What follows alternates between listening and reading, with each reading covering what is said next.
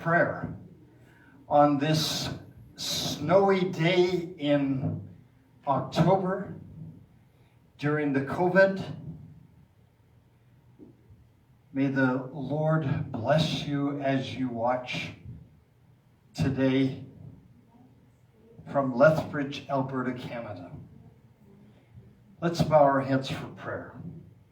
Father, we come into your presence, knowing that you are our soon-coming King. Lord, I pray that you would bless everyone on Facebook, on YouTube, that your Holy Spirit would touch their lives as they consider heaven. May we give our lives to you. In Yeshua's name we pray. Amen.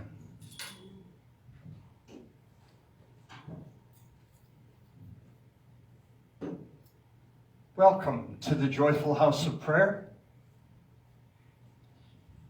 Today we're going to be talking about heaven. I'm sure every one of us has a desire to go to heaven. And that will come very soon in our lives. In the book of Acts, we read this: whom from heaven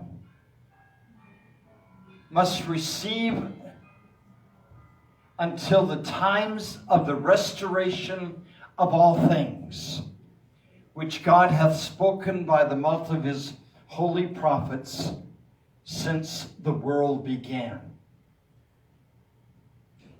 Until the time of the restoration of all things. In Revelation chapter 21 and verse 1, we read this: Then I saw a new heaven and a new earth. I also saw the holy city, the new Jerusalem, coming down out of heaven from God, prepared as a bride adorned for her husband. Many of us don't imagine how big the New Jerusalem is. The New Jerusalem is more than 2,000 kilometers long, 2,000 kilometers high, and 2,000 kilometers wide. And it tells us that there are 12 foundations. As an engineer, you don't put a foundation on a foundation on a foundation. If you're building a high-rise building, you have the main foundation, and then you have another foundation that holds up floor number 2, and another foundation that holds up floor number 3, and another one, and another one, and another one. And there you have the city. It is not just an open cube, but inside of that cube, there are 12 floors.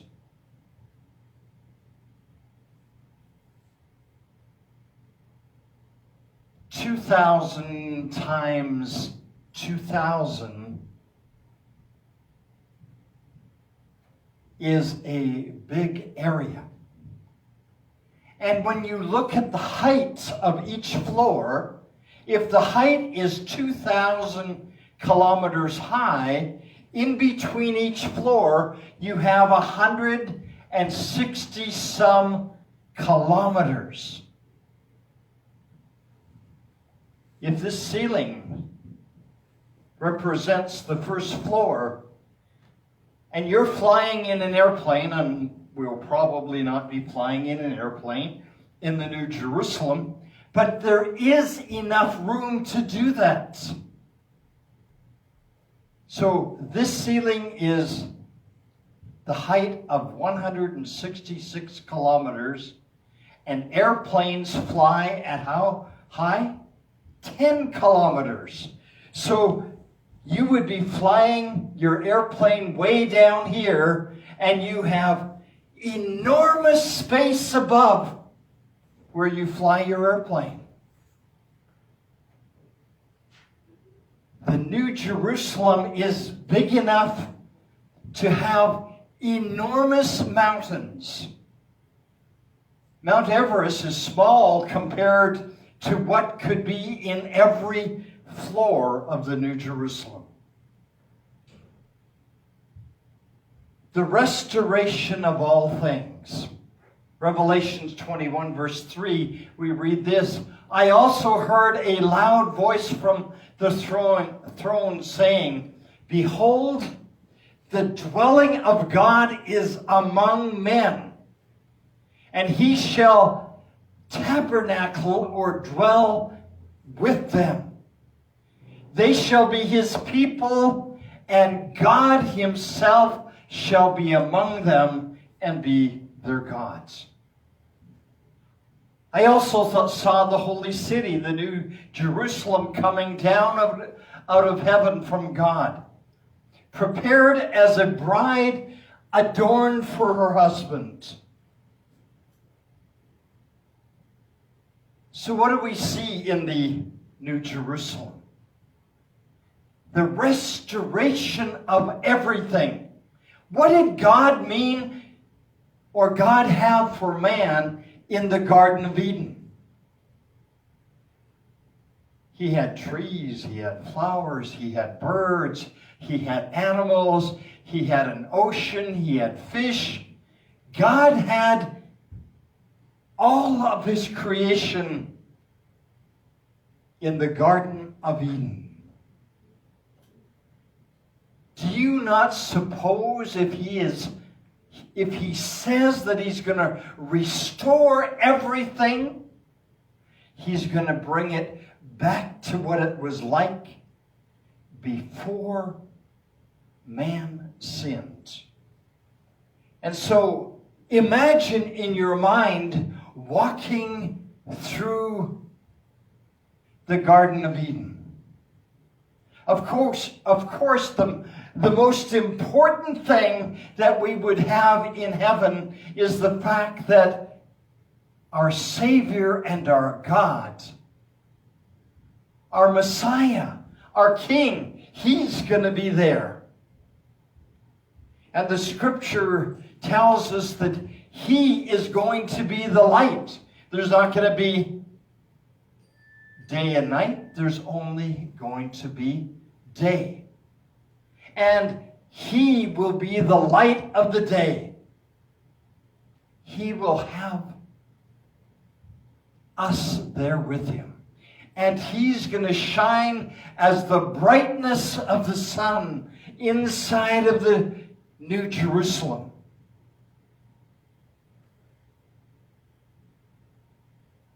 Some people say, I don't know whether the New Jerusalem is heaven or not. Let's not even venture there. Let's just think about what God would prepare for us in the New Jerusalem. God has given you and I senses. According to science, we have 5 different senses. Seeing, hearing, smelling, tasting, touching. That 5. But I want you to know, I believe there are 7 senses because we have in us the capability of loving. Right? Isn't that a sense when we feel love for God and for other people? So that's sense number 6. And another sense that isn't used as much is the sense of appreciation. Thankfulness. And we use that sense least of all.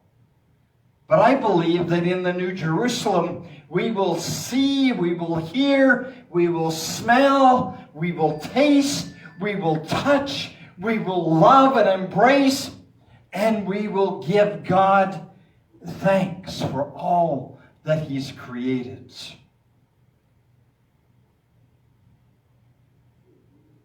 In the book of Psalms, chapter 97 and verse 6, we read this: "The heavens declare God's righteousness, and all of the people see His glory." What is the glory of God? Isn't it His presence? Isn't it all the things that He created? Isn't it the Garden of Eden? So we will see.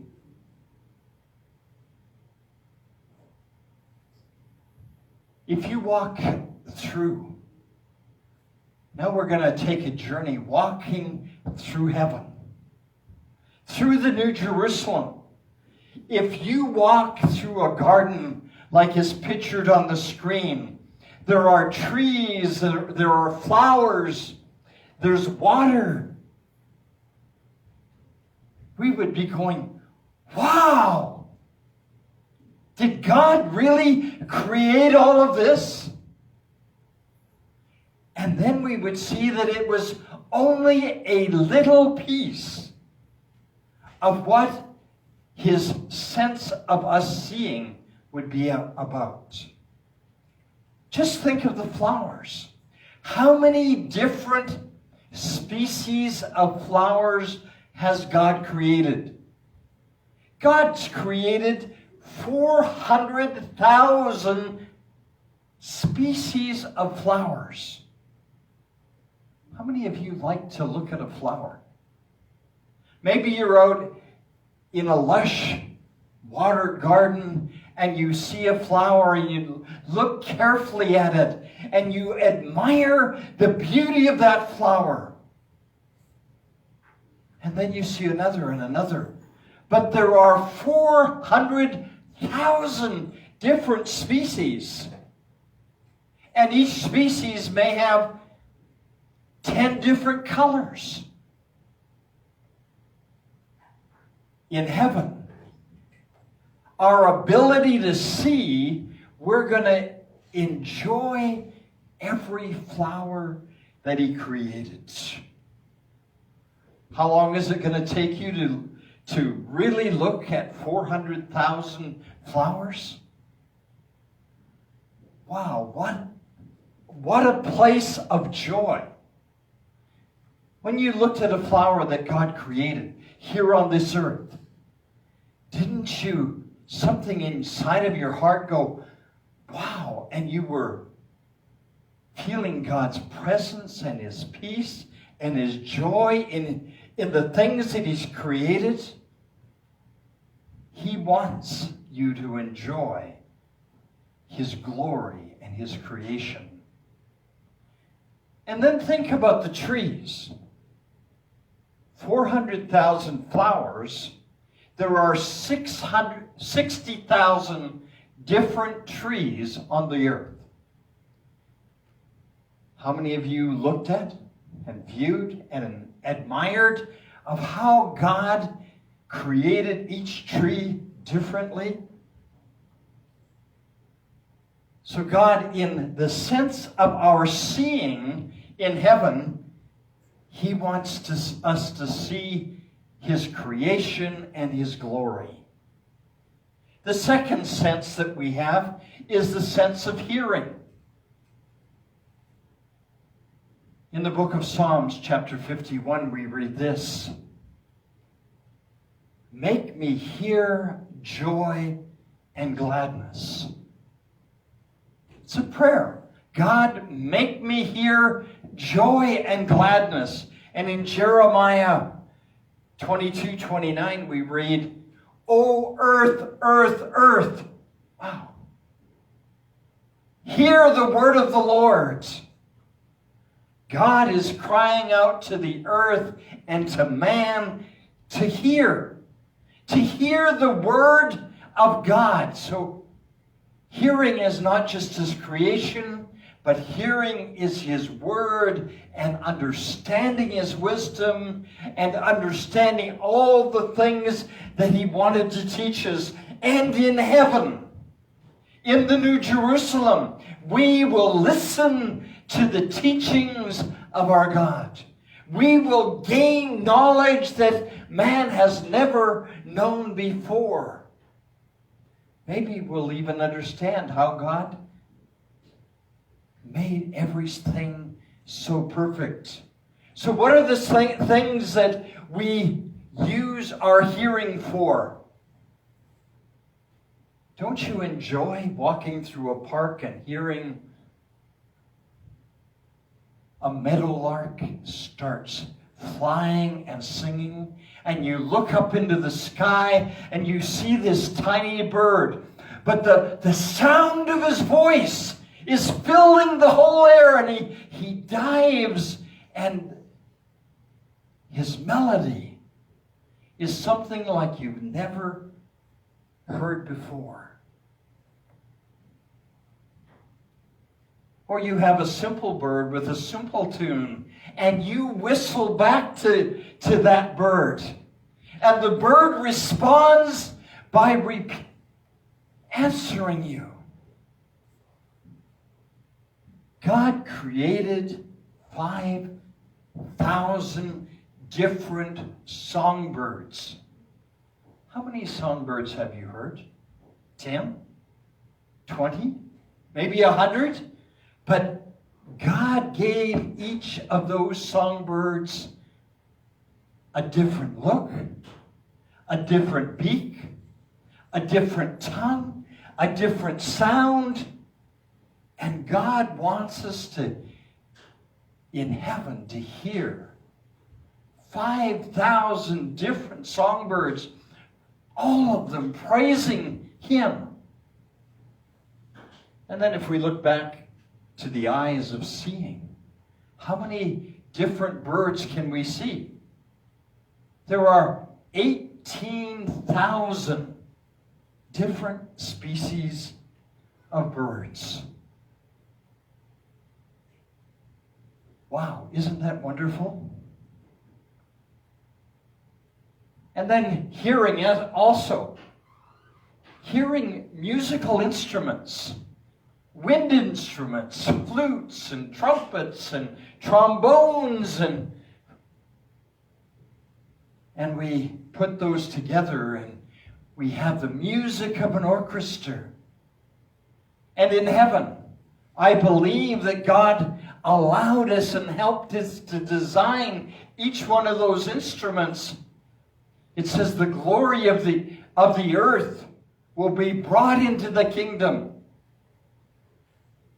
So will there be a piano there?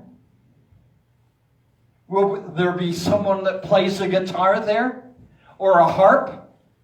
No, it's not just, we're not just going to be floating around on a cloud playing a harp. We're going to be enjoying the music that God created.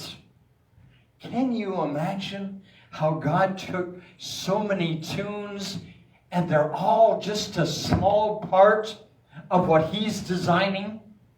And then he conducts the orchestra and he combines all the music, and we hear things that we have never heard before. That will be part of heaven. That will be part of the New Jerusalem. The blending of all those music instruments. And what about you and I who love to sing? People from all over the world, children praising God with their tongue and their voice, worshiping him.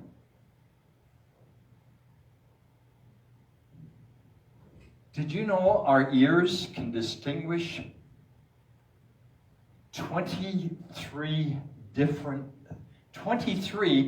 12,000 different sounds. And God will allow our ears to do what they've never done before, to hear the music and the songs and the praise. In Psalms chapter 45 and verse 8, we read this: all your garments smell. Your nose, another sense, the sense of smelling. All of your garments smell myrtle and aloes and cassia out of the ivory palaces whereby they have made you glad. Have you ever taken something and smelled it and it's put a smile on your face and joy in your heart? Take and smell an orange or a lemon or a flower. God has created us to distinguish between 1 trillion different smells. Can you imagine that? 1 trillion different fragrances. And if He created us to be able to distinguish between 1 trillion different fragrances, don't you think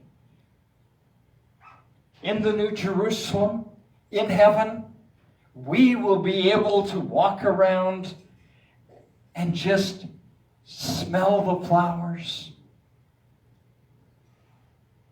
like a child does, and just enjoy the fragrance that God created? If we can smell 1 trillion different fragrances, it's God who made the 1 trillion different fragrances. So God wants us to use here on earth and in heaven our ability to smell. Ever seen a dog or a cat just start smelling? Have you ever been in the springtime and the trees are starting to bud, and you just take in a breath of air and you smell the fragrance of life?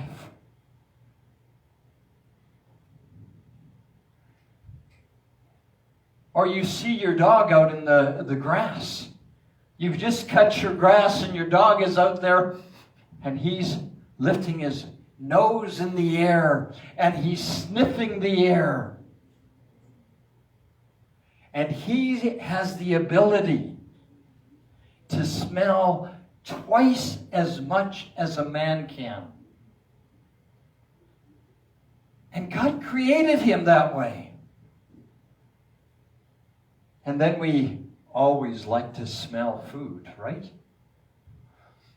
If we can't smell it, it doesn't taste as good.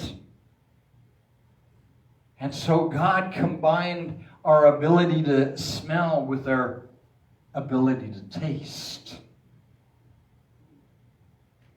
And so we move on to the sense of tasting. In Psalms chapter 34 and verse 8, we read this: "Oh, taste and see that the Lord is good." God wanted us to taste and see that He made all things good. So what do we taste? We taste fruit. The Bible tells us that in the New Jerusalem, there are going to be trees that produce 12 different kinds of fruit. How many kinds of fruit have you tasted? All of us have tasted an apple. How many kinds of apples are there? One fruit has 7,500 varieties of apples, and every apple has a little bit of a different taste to it. So just tasting apples, we could spend several years, one apple a day, tasting the flavor of it. God made 2,000 different kinds of fruit trees. Plum trees. When I was growing up on the farm, we had 6 different kinds of plums. And each one of those plums tasted different. We had one type of peach tree, and all of the peaches tasted on those trees tasted the same. We had 6 apple trees, and all of the apples had different flavors. And then you have cherries and mangoes and kiwi and figs and star fruit and lemons. Well, lemons don't taste quite as sweet as the other fruit, but they have a purpose in retaining water in our bodies. And they have a fragrance. And so God has created so many different types of fruit. Did you know He even created a love fruit? At least that's what we call it. They're little red hearts. I haven't tasted one of those yet, but in heaven, I'm going to get to taste every kind. In the bottom of the picture, when we were in Israel, they had a fruit called a custard fruit. I don't know if that was the real name for it, but it looked really ugly on the outside. It had a whole bunch of knobs, but when you cut it in half, it was white on the inside with black seeds. I remember spitting the seeds out, but the taste of the fruit inside tasted just like milk custard. And God did that for me and for you, so that you could taste the things that He's created. But there's other things that we can taste. There's fruits, and we talked about the fruits, and there's vegetables. And He created so many different flavors in the vegetables that we eat every day. He wanted us to not only taste them, He wanted us to enjoy them. And almost everyone has a different aroma, a different smell to it. So He hooked our smelling to our tongue, and we are able to smell and taste what we eat. And how many varieties of fruit and vegetables did He create for us? Are we going to be hungry in heaven? Absolutely not. Wherever we go, we're going to be able to eat the vegetables and eat the fruit, because God has done such a great job in creating things for us. He did it for man. He did it for me and for you, that you could see and smell and taste and touch. In Luke chapter 6, verse 19, we read this. The whole multitude, all of the people, sought to reach out and touch Him. For there went virtue out from Him to bring healing to everyone. So we have another sense, and that's the sense of touching. And there's something important about touching. Have you ever wanted to sit down and touch a lion? And just pet it? Well, that's a pretty big animal. And they're pretty ferocious, but in heaven, in the New Jerusalem, they're not going to be ferocious. They're going to be like the kitty cat that you have in your house. And remember how your kitty cat, you strike him and he starts to purr. He likes the touch. Will there be dogs in heaven? Did God create a dog or a fox or a wolf? Well, the scripture tells us that there's going to be wolves in heaven. And the wolf will lie down with the lamb, the one he used to eat. And they will lie down together and they'll touch each other. And wouldn't you like just to pick up a little fox with its long nose and its pointed ears and just give it a hug? All the things that you thought you would like to do here on this earth, whether it's a fox or a lion or a tiger, in God's kingdom, we will all be at peace with each other. And we'll walk through the valley with the tiger, or up the mountainside with the mountain lion.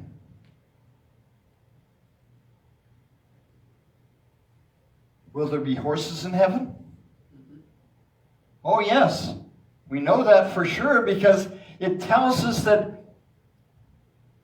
Yeshua, the Messiah, when he returns, he will be riding on a great white horse. So if he's coming back for us on a horse, hello, there's going to be horses in heaven.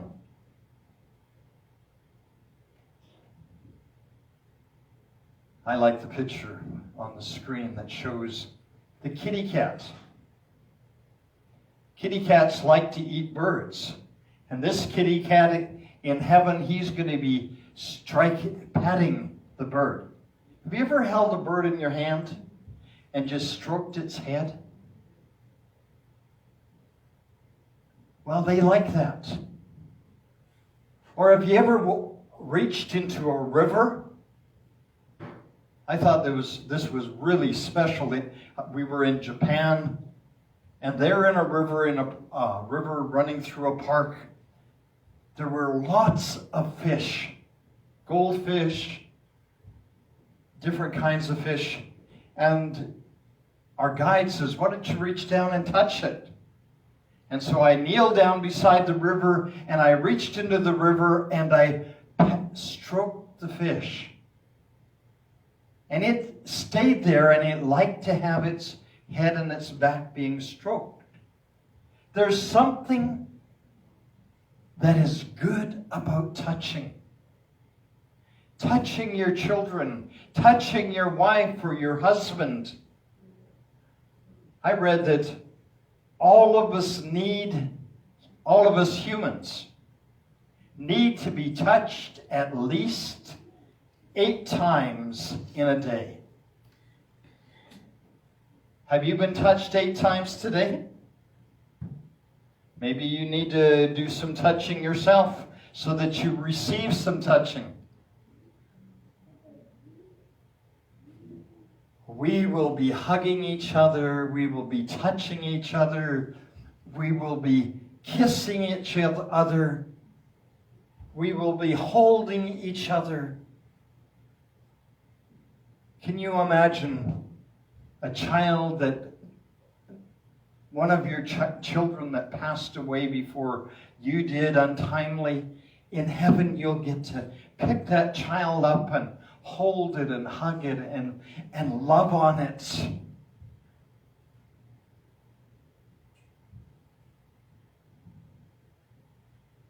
Another sense that we have is loving. God has put in our heart and in his heart the capacity to love people, even people we don't like. He gives us the capacity to reach out and to love them, even if they don't want the love. Our heart can touch their heart with love. And of course in heaven, we're going to be wanting to hang on to the garment of Yeshua, of Jesus, and love on him because he loved us first so much.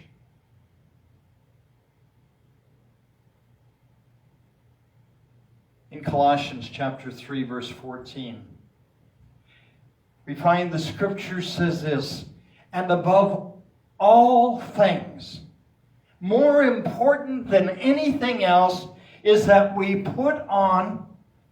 dress ourselves in love, which is the bond of perfectness. If we want to be perfect, we need to wear God's love. Like our clothes, like a cloak, like a talit.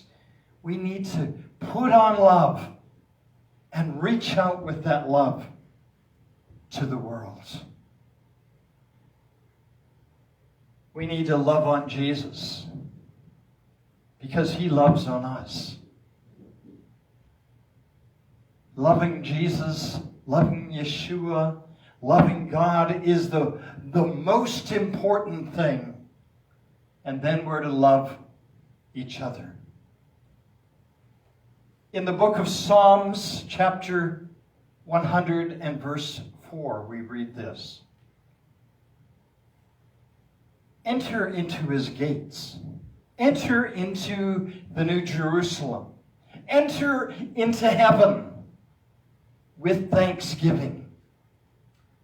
And into his courtyard with praise, with singing, with happiness, with joy. And then it says, and be thankful unto him.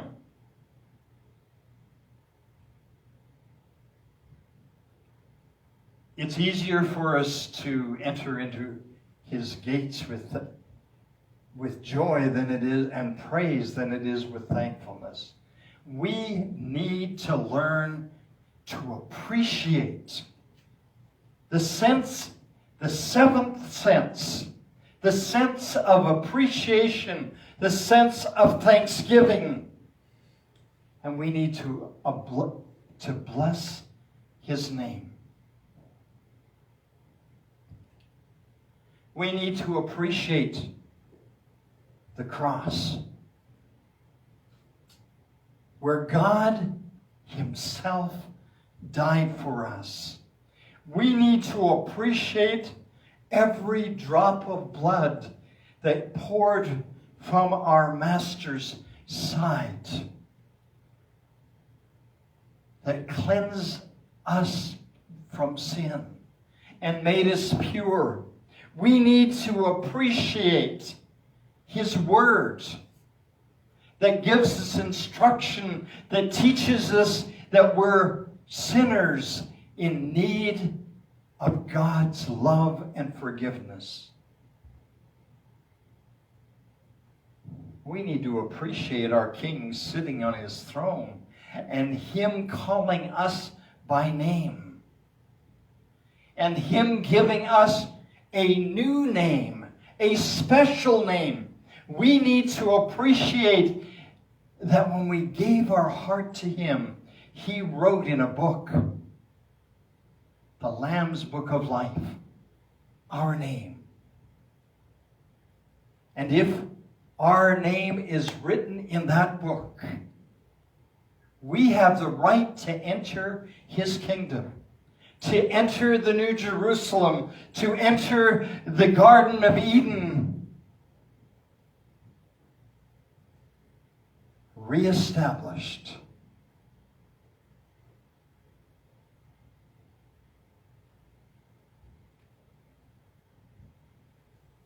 Is your name written in the Lamb's Book of Life? When the roll is called, up yonder? When God starts calling out names, is your name going to be written in that book? Do you appreciate? Are you thankful that your name is written down in heaven? And you're going to have a ticket, an entry pass into his kingdom. Think about heaven. Think about all of the tastes and all of the fruit and vegetables and birds and trees, all of the things that God has prepared for us that love him. Do you want to go to heaven? Wouldn't you like to be in that garden that God has reestablished and reestablished it without sin? Wouldn't you like to walk through the mountains and the valleys and cross the rivers that are there in his kingdom?